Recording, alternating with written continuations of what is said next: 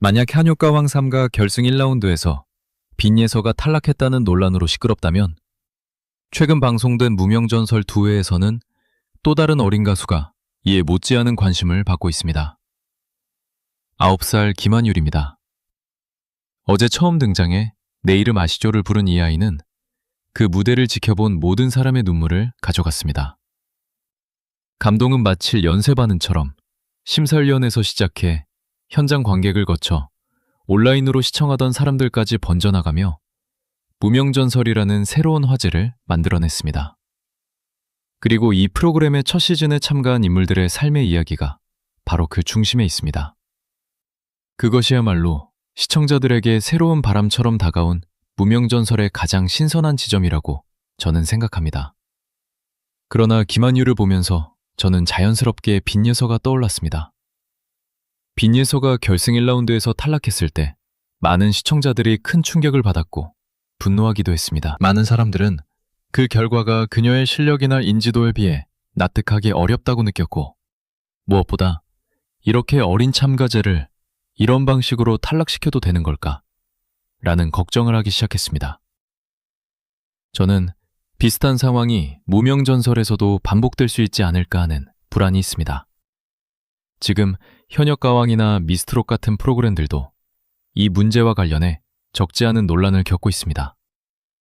그 흐름을 보고 있으면 트로트 오디션이라는 환경 속에서 아직 어린 참가자들이 어떤 방식으로 소비되거나 이용될 수 있는지에 대한 위험이 분명히 존재한다는 생각을 지울 수 없습니다. 그래서 무명전설에서 김한율이 등장했을 때 저는 감동을 느끼면서도 동시에 불안함이 같이 올라왔습니다. 또 시작되는 건 아닐까? 라는 마음이요.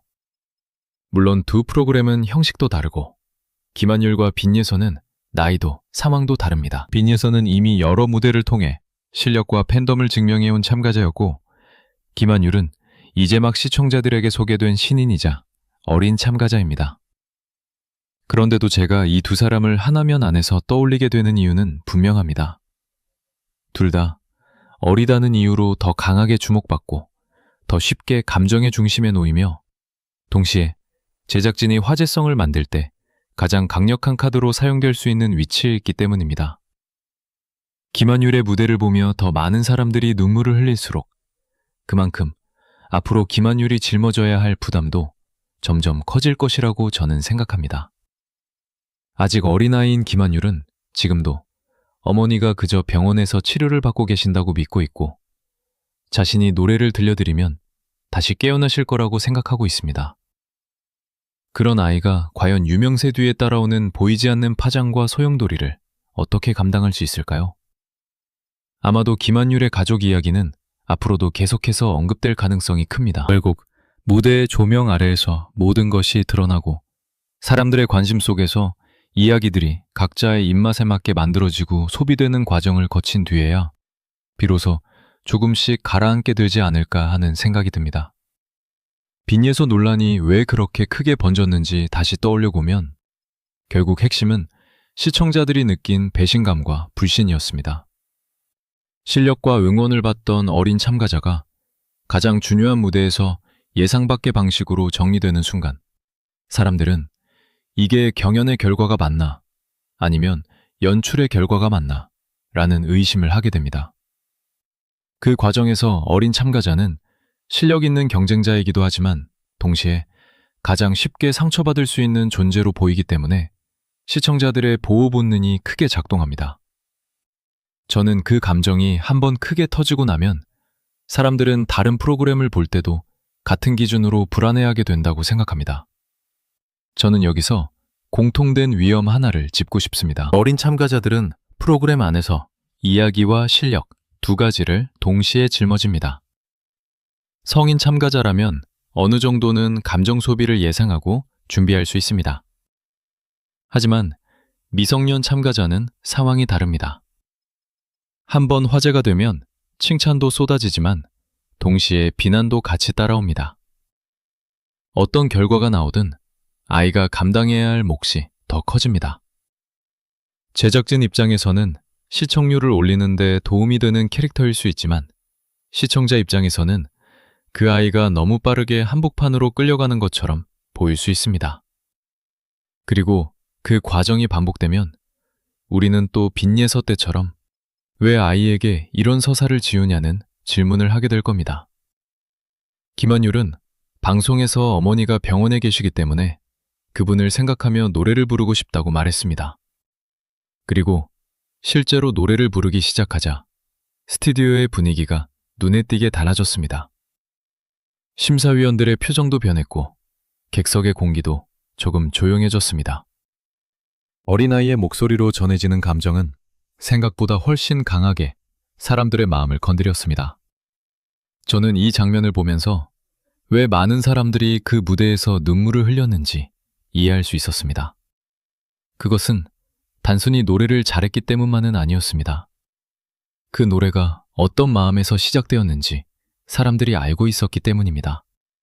그런데 방송을 조금 더 지켜보면 이 이야기는 여기에서 끝나지 않습니다. 많은 시청자들이 알고 있는 것처럼 김한율의 어머니는 이미 세상을 떠난 것으로 전해졌습니다. 더 놀라운 사실은 김한율 자신은 그 사실을 완전히 알지 못한 상태에서 무대에 섰다는 점이었습니다. 이 사실이 알려지면서 많은 사람들의 감정이 더 크게 흔들렸습니다. 저 역시 이 장면을 보면서 마음이 복잡했습니다. 한편으로는 너무 안타까웠고 다른 한편으로는 이 이야기가 방송이라는 공간에서 어떻게 다뤄지고 있는지 생각하게 됐습니다. 하지만 저는 이 아이를 단순히 슬픈 사연의 주인공으로만 바라보고 싶지는 않습니다. 오히려 김한율의 노래를 다시 들어보면 이 아이가 단순히 감정에 의존해 무대에 선 참가자가 아니라는 것을 느낄 수 있습니다. 어린 나이임에도 불구하고 노래의 흐름을 이해하고 있고 감정을 과하게 밀어붙이기보다는 자연스럽게 전달하는 방식이 인상적이었습니다. 그래서 방송 이후 공개된 무대 영상의 조회수가 다른 참가자들보다 빠르게 올라간 것도 이해할 수 있었습니다. 사람들은 이야기에 반응했지만 동시에 노래 자체에도 반응하고 있었기 때문입니다. 그리고 저는 한 가지 흥미로운 사실을 발견했습니다. MBN 뮤직 채널에 올라온 무명 전설 영상들을 살펴보면 어린 참가자들의 영상에는 댓글이 막혀 있습니다. 김한율의 영상 역시 마찬가지였습니다. 반면 현역 가왕 3의 경우 대부분의 영상에서 댓글이 열려 있습니다. 이 차이는 꽤 의미가 있다고 생각합니다. 왜냐하면 미성년자가 등장하는 영상에서 댓글이 열려 있을 경우 예상치 못한 반응들이 빠르게 확산될 수 있기 때문입니다. 유튜브에서는 아동이 등장하는 콘텐츠와 관련된 여러 안전 정책이 존재합니다. 어린 출연자가 등장하는 영상에서 부적절한 댓글이나 공격적인 반응이 발생하는 사례가 많았기 때문에 플랫폼 차원에서도 다양한 제한 조치가 이루어져 왔습니다. 채널 운영자가 직접 댓글을 비활성화하는 것도 그중 하나입니다. 특히 김한율처럼 이야기 자체가 강한 참가자의 경우 방송 이후 온라인에서 수많은 추측과 의견이 쏟아질 가능성이 있습니다. 제작진 입장에서는 그 과정에서 어린 참가자가 상처를 받을 가능성을 미리 차단하려고 했을 수도 있습니다. 저는 이 결정이 단순한 기능 설정 이상의 의미를 가지고 있다고 생각합니다. 왜냐하면 이것은 제작진이 미성년 참가자에 대한 책임을 어느 정도 인식하고 있다는 신호일 수 있기 때문입니다. 물론 댓글이 막혀 있다는 사실이 또 다른 궁금증을 낳을 수도 있습니다. 하지만 최소한 제작진이 이 문제를 가볍게 보지 않고 있다는 점에서는 주목할 필요가 있습니다. 이제 다시 김한율의 무대로 돌아가 보겠습니다. 저는 그 노래를 들으면서 현장에 있던 사람들이 왜 그렇게 조용해졌는지 이해가 됐습니다. 누가 크게 소리내서 울지 않아도 눈물을 참는 표정 하나만으로도 공기가 바뀌는 순간이 있잖아요. 그게 바로 그런 순간이었습니다. 그리고 그 순간을 만든 건 사연만이 아니라 김한율이 노래를 끌고 가는 힘이었습니다. 저는 김한율이 앞으로도 계속 주목받겠지만 그 주목이 불쌍하다에 머무르지 않았으면 합니다. 오히려 이 아이가 음악으로 성장하는 과정을 보여주는 방향으로 흘러가야 한다고 생각합니다. 그래야 시청자들도 마음이 조금 덜 아프고 아이도 상처받지 않고 프로그램도 오래 갈 수 있습니다. 그리고 마지막으로 제작진 전략을 조금 예측해보자면 저는 무명전설이 지금 두 가지를 동시에 노릴 가능성이 높다고 봅니다. 하나는 김한율 같은 강한 서사로 초반 화제성을 확실히 잡는 것. 또 하나는 후반으로 갈수록 어느 정도 실력이 검증된 참가자나 이름이 알려진 참가자를 섞어서 무대 완성도를 끌어올리는 것입니다. 이 전략 자체가 나쁘다고만 말할 수는 없습니다. 문제는 그 과정에서 무명이라는 기준이 흐려지지 않도록 설득을 얼마나 잘하느냐입니다. 시청자들은 이제 바보가 아닙니다. 누가 진짜 무명인지, 누가 이미 판에서 굴러온 사람인지 금방 알아봅니다. 그리고 그걸 숨기는 순간 불신이 생깁니다. 현역가왕 3 논란이 그 불신을 더 키워놓았기 때문에 무명전설은 더 조심해야 합니다. 이제 자연스럽게 무명전설이라는 프로그램의 기준에 대해 이야기해 보겠습니다.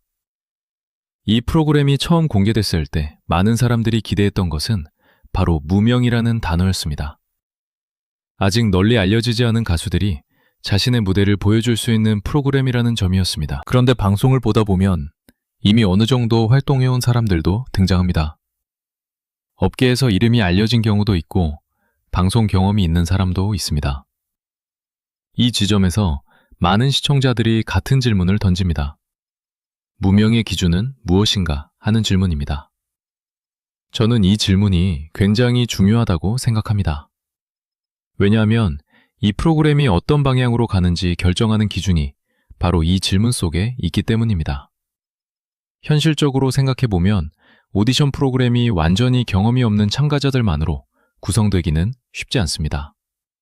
방송이라는 특성상 어느 정도 완성도 있는 무대가 필요하기 때문입니다. 그래서 제작진은 경험 있는 참가자와 새로운 얼굴을 함께 배치하는 전략을 사용하기도 합니다. 이것은 많은 오디션 프로그램에서 공통적으로 나타나는 방식입니다. 하지만 중요한 것은 시청자와의 신뢰입니다. 이미 활동해온 사람이 등장한다면 왜 이 프로그램에 참여하게 되었는지 설명이 필요합니다. 그렇지 않으면 프로그램의 정체성이 흔들릴 수 있습니다. 저는 제작진이 지금 꽤 중요한 선택의 시점에 서 있다고 생각합니다. 한편으로는 시청률과 화제성을 유지해야 하고 다른 한편으로는 프로그램이 처음 내세운 메시지를 지켜야 하기 때문입니다.